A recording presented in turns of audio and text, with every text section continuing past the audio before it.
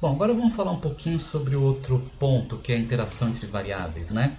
Então, outro aspecto que a gente tinha no modelo linear é que eu estou assumindo que o valor de um atributo é independente dos demais atributos, né? Então, eu falo, olha, um atributo não influencia em nada o outro. Só que, na realidade, a gente tem vários casos em que existe uma dependência entre os atributos, né? Então, por exemplo, se for um dia útil, a temperatura pode ser um fator com menor peso do que quando é um final de semana, para o aluguel de bicicletas, porque, bom, eu tenho que ir para o trabalho estando quente ou não, né? Então eu posso me forçar, bom, eu vou resistir um pouco mais uma temperatura quente e para poder chegar no trabalho sem precisar de outros transportes, né? Outro, se o paciente tem uma certa comorbidade, o resultado de um exame pode ter um impacto maior no diagnóstico, né? Então, é muito frequente que a gente observa uma influência de uma variável em outra, né?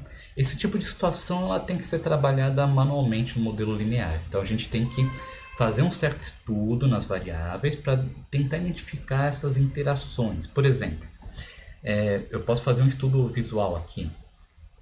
E também eu posso inferir essa análise através de uma função. Então, basicamente, o que eu estou fazendo aqui é o seguinte: eu tenho um atributo categórico, que é se é dia útil ou não, né? Dia de trabalhar ou não. E eu tenho um atributo contínuo, que é a temperatura. E aí eu plotei a temperatura, a evolução, veja, eu plotei a a correlação entre a temperatura e a variável alvo em dia útil e em fim de semana. Separei os dois, né? E aí eu reparo que tem uma interseção aqui, né? Essa interseção, nesse gráfico, indica que tem interações. Por quê? Porque isso significa que a influência da temperatura na variável alvo funciona de forma diferente quando é fim de semana do que quando é dia útil, né? Então tem um crescimento maior nos finais de semana.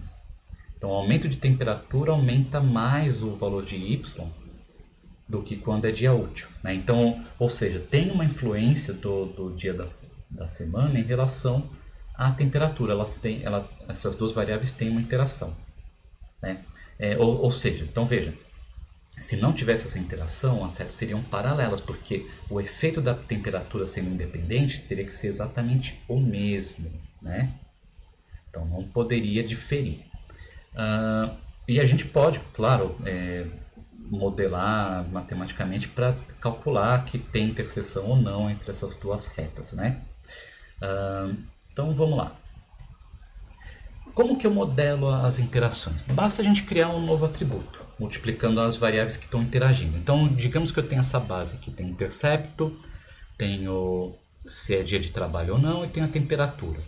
Eu crio um novo atributo, né, chamado workYes vezes temp, e eu simplesmente multiplico, né? Então 1 vezes 25, 1 vezes 5, 0 vezes 12, 0 vezes 30, né? Então a ideia agora é que eu tenho duas temperaturas, uma que vai ser levada em conta apenas em dias úteis e outra que vai ser levada em conta tanto no dia útil como no dia normal,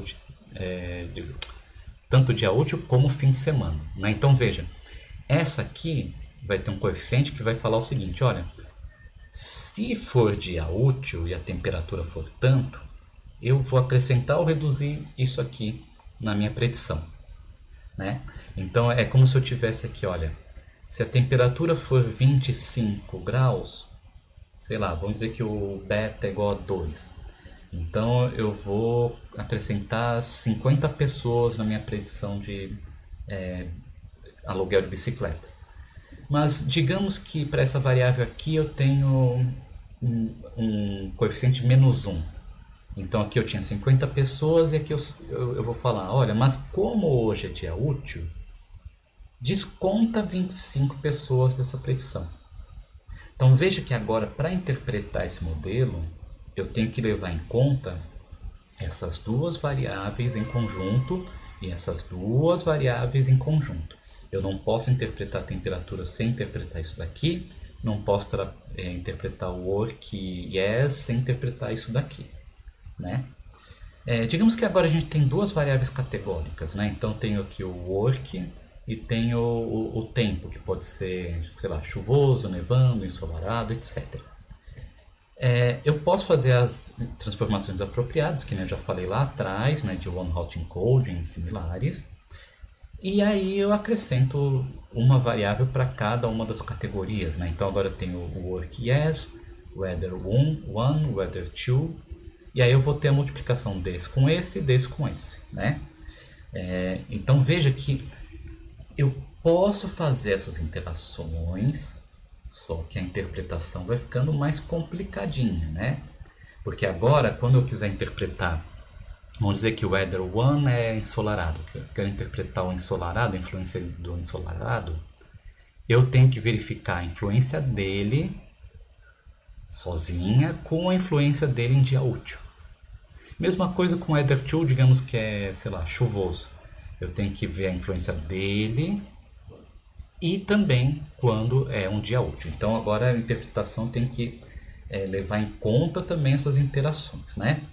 Então veja que a interação entre variáveis contínuas, elas não precisam de nenhuma transformação necessária que nem nos dados categóricos.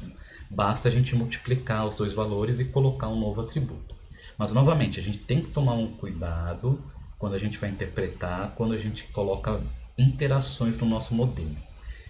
Tem técnicas que existem para automatizar essa busca por interações, a gente vai ver algumas delas daqui a algumas semanas, né? Mas basicamente é isso, é um jeito simples de você melhorar o teu modelo linear, tá? Só que com custo para interpretação. Então agora em seguida a gente vai ver o outro modelo generalizado, que é o aditivo, né? Que resolve ainda mais alguns problemas do modelo linear.